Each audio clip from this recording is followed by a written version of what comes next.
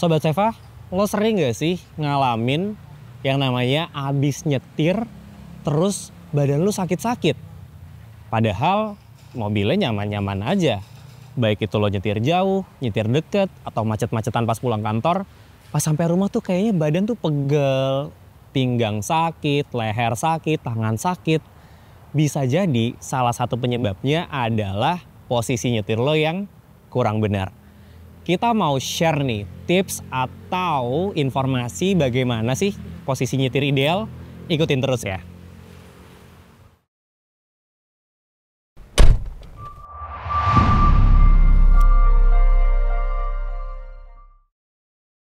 Halo Sobat Seva, balik lagi di Info Otomotives, dimana lagi kalau bukan di Seva by Astra. Banyak dari kita nih Sob, yang kadang-kadang itu nggak perhatiin nih posisi ideal ketika nyetir itu seperti apa. Dan dampak jangka panjangnya ternyata nggak main-main loh. Kalau jangka pendeknya itu cuman kayak pegel-pegel gitu ya, terus encok dan lain sebagainya. Nah, jangka panjangnya itu juga serius Sob.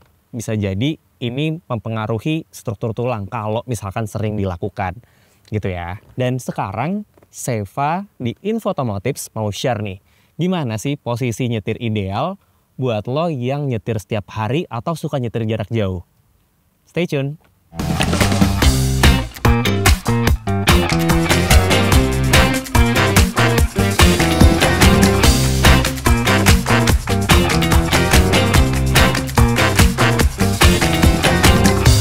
Yang pertama nih Sob, yang harus lo perhatiin pertama kali adalah pastikan punggung lo dari atas sampai bawah itu ketopang sempurna sama jok mobilnya. Jangan sampai ada bagian badan lo yang nggak tertopang Sob. Misalnya punggung bagian bawah ya, jadi lo nyetirnya agak turun gitu, agak kayak gini, atau bahkan lo agak maju gini. Jadi pastikan punggung belakang itu tertopang dengan sempurna. Dan juga posisi headrest Sob. Jadi lo harus pastikan juga bahwa headrest ini bisa menopang kepala lo dengan baik. Nah kayak gini kan enak ya.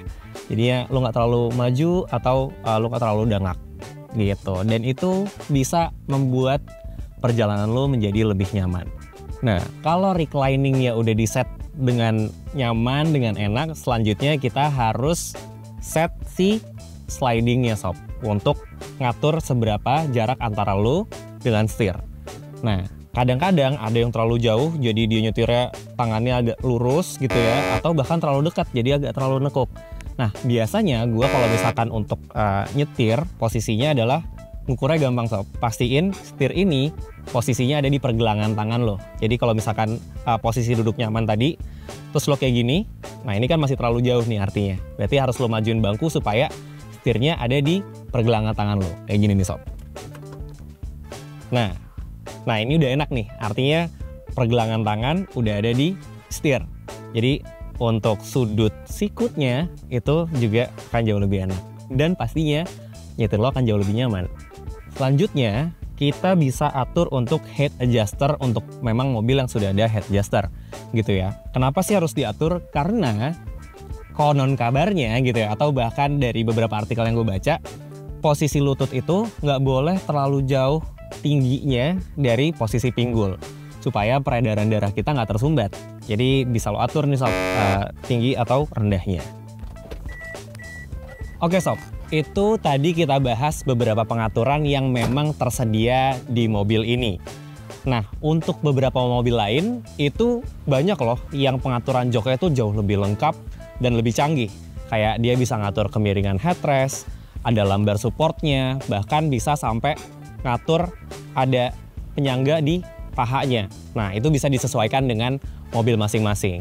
Jadi kalau misalkan lo udah praktekin tips-tips dari kita untuk gimana sih nyetir yang nyaman, coba deh rasain perbedaannya. Seminggu aja coba posisi nyetir yang ideal, ada perubahan apa enggak. Gimana Sob kira-kira? Kelihatannya sepele, tapi kalau nggak diperhatiin bisa punya pengaruh besar terhadap diri kita sendiri loh. Jadi pastikan ketika lo mengemudi, baik itu jarak jauh atau jarak dekat, atau bahkan misalkan mobil lo pakai ganti-gantian nih ya, nggak cuma lo doang yang pakai, mungkin adik lo, kakak lo dengan postur badan yang berbeda. Nah itu bisa langsung lo praktekin gimana caranya posisi nyetir yang ideal buat lo sendiri.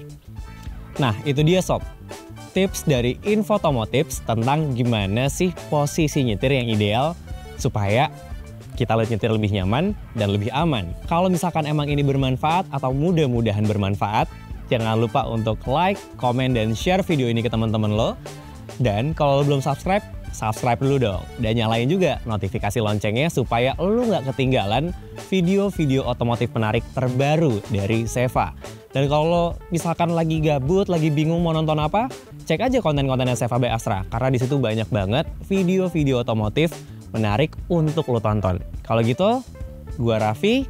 Jangan lupa untuk follow sosial medianya Seva by Astra di semua platform.